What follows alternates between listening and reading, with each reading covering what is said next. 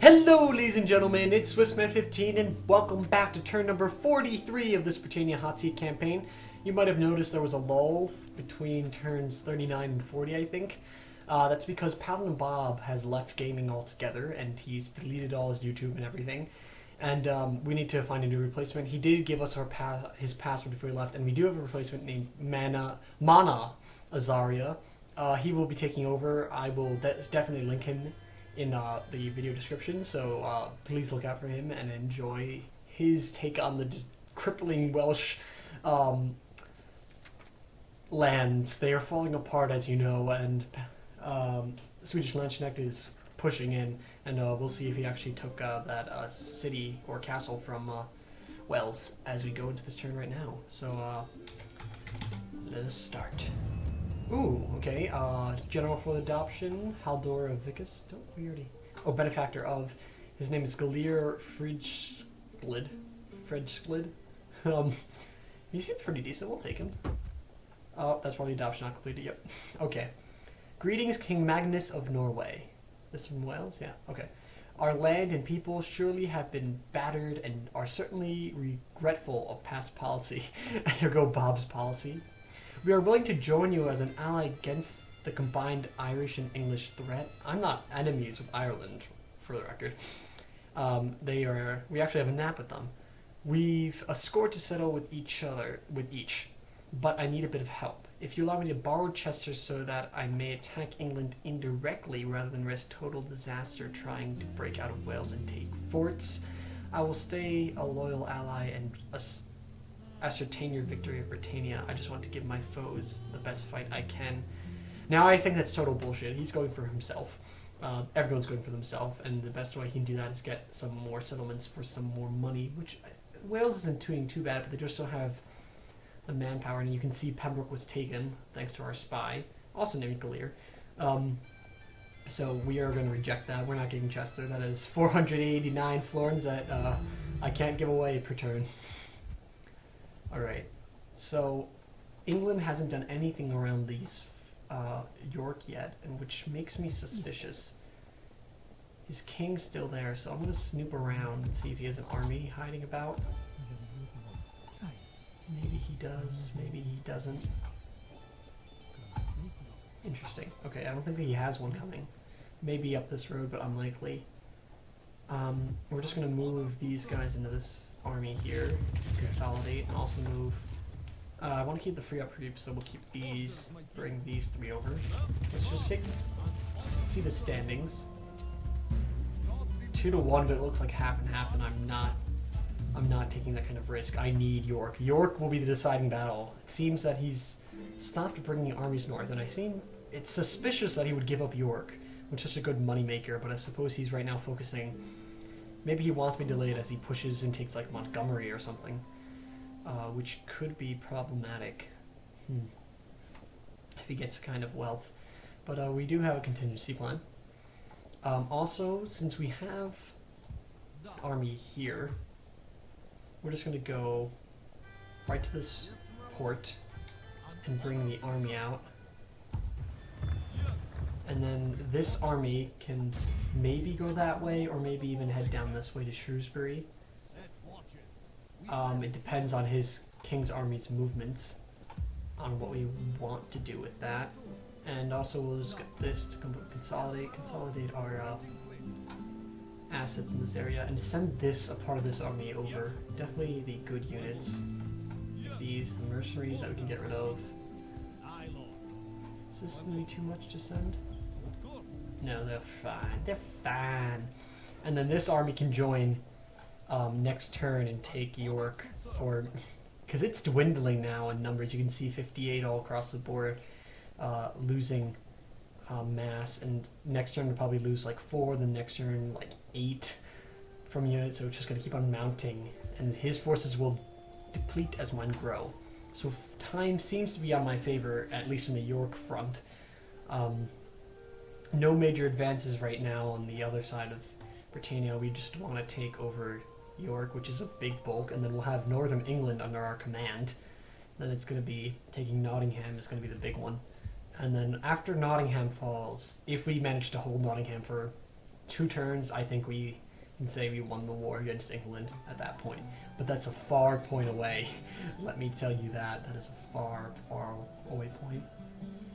But also, we can try and get some money out of the Barons Alliance. We'll give them trade rights, map information, alliance. We could be allies with... No, because we're probably going to take that settlement eventually, so we're not going to promise them anything. And for the honor! And we'll just try to get payment, because we know their map information. Let's just go with 4,000. See what they give us. It says balanced. Let's make it. Rejected. Oh, but a counter offer. That's a very specific number. 1,970 florins. But it's money, and I'll take it. Also, I'm not going to risk any more money. But that's a good payment from them, honestly. Really great payment. Maybe we should keep our diplomat around here. I'm not sure. Maybe that would be advisable. Just for some money. But now we got some good money. Which I want to do, definitely, is start rebuilding our fleet a tad. And also I want to be able to get a fleet over here, because England dominates this side with his navy, so we should start trying to combat that by getting a naval academy? No, not that. Shipwright. How much does that cost? 1,600? Good deal! We'll take it. That'll probably increase commerce over here, right? Trade will go up a bit per turn, so after a really long time, it'll pay itself back. But also to help us win this fight over here. Us Norwegians are taking over culture. That's a good thing. What are we over in the English Demir previously dominated? England's still a majority, but we have a significant minority here as well. Probably least in Chester. What about 16? 18. Close. That was a close guess. The Welsh also here. And there are more Welsh in Chester than there are of my own peoples. Of my own, well, controlling peoples. We'll treat the Welsh nicely, and England can go screw them. The English can die! Not really. But we also might want to get some more troops, probably for the defensive army. We have plenty of troops down south right now, so we just want to take it slow, make sure we get all a nice army set up, prepared and everything for the fights ahead. Actually, we'll get another bombard. Make sure we have an ample supply of artillery. These two will be decent enough recruitment for this turn. So that's good. We have an assassin and an English princess. Maybe she wants to die. Ha ha ha ha! It was 95%, so we could see that coming. But it's training for our assassin. +2 to agent skill, so now he's a level 3. Why can't you... You can't assassinate over here? Oh, you can next turn is what it is. Ralph Young for 23%. Interesting. King Anson, why can't I assassinate him? I'd like to assassinate the king, please. Are there any other targets within a reasonable range? Maybe at Nottingham? No. That is not much of a force. Let's just see what we can see from here. The English spy of Jacob. Can we assassinate Jacob? We can assassinate Jacob. We're gonna goddamn assassinate Jacob. Jacob will be dead. So it seems that the Irish have landed and taken Pembroke. Let's see. Montgomery has bolstered its forces, really. So maybe he'll be able to take back Pembroke with a slice and dice move. We'll see what they do. But it seems that the Welsh have completely lost all their English territories, and I think this is probably their final 3. Maybe they still have Launceston or something way down south, but not anything more than that. So 3-4 territories. They are on the verge of defeat completely, and I'm sure the Irish are going to send over another army, or maybe even at us. I don't know how much Ireland trusts us to not attack them first, or trust us gaining power, because right now this war seems to be swinging in my favor against England. Don't want to jinx my tidings, but it seems like it could go really well for now. Oh, and we're getting tons of money from that merchant. Projected profits, 250. 2,500, and maybe soon more if we take York and exterminate or maybe sack, depending on how much money sacking will really get us. We could actually do a lot. Did he destroy all the buildings yet? No, he hasn't given up hope. He has not given up hope of holding York. We'll see how long he holds out before he's... Once this army comes in, I think we should be able to take York, especially with the dwindling numbers. But is it worth the risk? I don't know. I don't know. It could be a major setback, but we also have the second army as a contingency plan, as it will head down either to Shrewsbury or maybe send it to defeat King Anselm. Send this man and defeat Anselm once and for all. Might be worth it. It just might be. Can Carlisle exist without you? No. The answer to that is no. Carlisle cannot. We'll just wait until they get a little happier, because right now insurgents is the main force of contention against us. Lots of Norwegians in here.